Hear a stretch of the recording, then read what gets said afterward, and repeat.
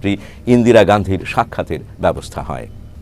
তাজউদ্দিন সেখানে 8ই এপ্রিল পর্যন্ত অবস্থান করে ইন্দিরার সাথে মৌলিক বিষয়গুলোতে একটা সমঝোতায় পৌঁছন এবং সেখানে 7 দফার একটি গোপন চুক্তি স্বাক্ষরিত হয়।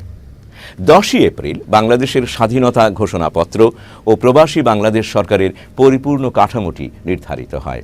11ই এপ্রিল প্রবাসী বাংলাদেশ সরকারের প্রধানমন্ত্রী এক বেতার ভাষণে মেজর জিয়াউর রহমান, মেজর শফিউল্লাহ ও মেজর খালেদ মুশাররফকে যথাক্রমে চট্টগ্রাম, নোয়াখালী অঞ্চল, ময়মনসিংহ টাঙ্গাইল অঞ্চল এবং সিলেট কুমিল্লা অঞ্চলের সেক্টর কমান্ডার হিসেবে দায়িত্বভার প্রদানের কথা ঘোষণা করেন।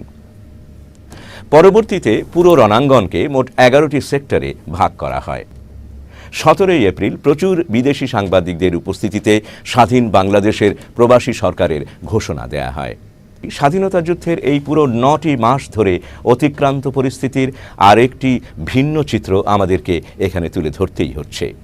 স্বাধীনতা যুদ্ধের নেতৃত্ব দানকারী বলে দাবিদার আওয়ামী লীগের কেন্দ্রীয় নেতারা কেউই স্বাধীনতা যুদ্ধে নিজে হাতে অস্ত্র তুলে নেননি, নিজেদের জীবন বলিদান করেননি এবং যুদ্ধে সরাসরি অংশগ্রহণ করেননি।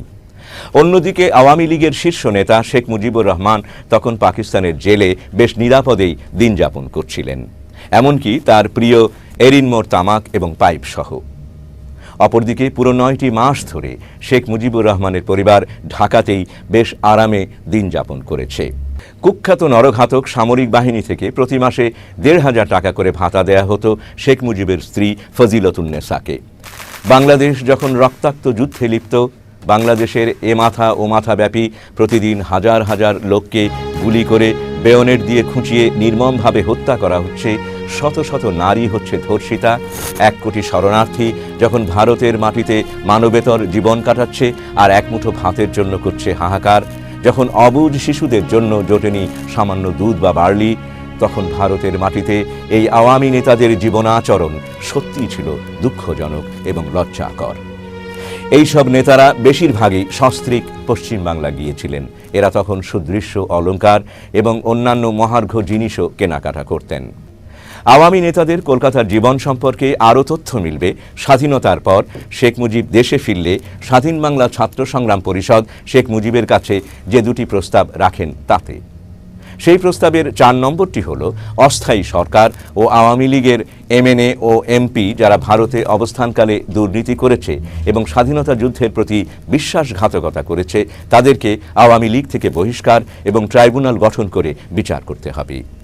প্রবাসী সরকার 11 থেকে 17 জুলাই পর্যন্ত কলকাতায় থিয়েটার রোডে 7 দিনব্যাপী সেক্টর কমান্ডার সমন্বয়ে এক সম্মেলনের আয়োজন করেন। সেখানে তৎকালীন প্রধানমন্ত্রী তাজউদ্দিন আহমেদ সভাপতিত্ব করেন।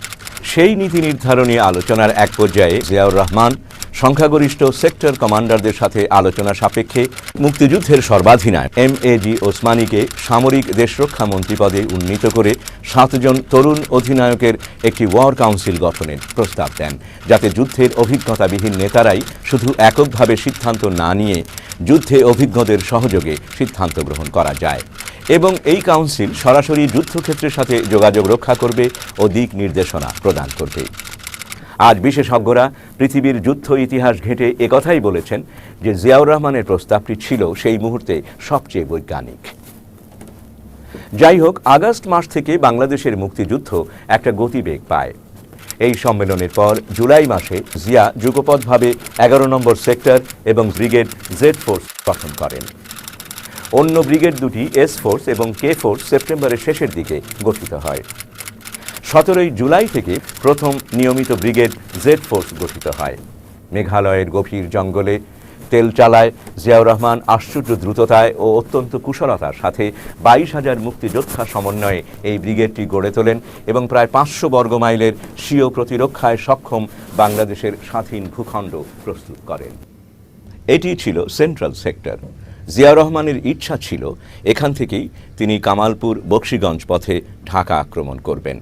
এখান থেকে ঢাকা আক্রমণ ভৌগোলিক দিক থেকে সবচেয়ে সহজতর এবং সেজন্য জিয়াউর রহমান এলাকাটিকে স্বাধীন বাংলাদেশ ঘোষণা দেওয়ার জন্য প্রবাসী সরকারকে অনুরোধও করেন।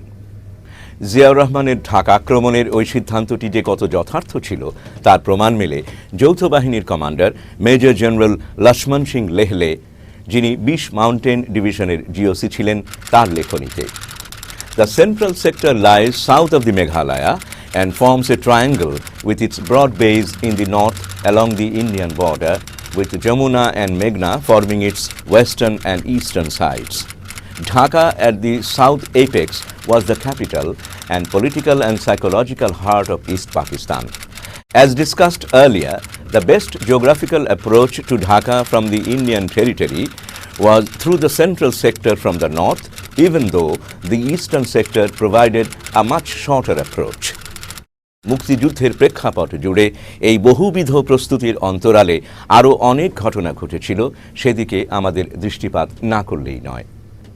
শেখ ফজলুল হক মনির দাবি হল, প্রখ্যাত যুবনেতা এবং মুজিবের ভাগ্নে হিসেবে তিনিই হলেন প্রধানমন্ত্রীত্বের প্রকৃত দাবিদার, তাজউদ্দিন নয়। আমরা আগেই বলেছি যে বেগম মুজিবকে সামরিক ভাতা দিয়ে কেন ঢাকা শহরে রাখা হয়েছে তার কারণ আমরা পরে উল্লেখ করব। আর সেই কারণটি হল, জেমস ফারল্যান্ড যে এরকম একটি পরিকল্পনায় লিপ্ত হবে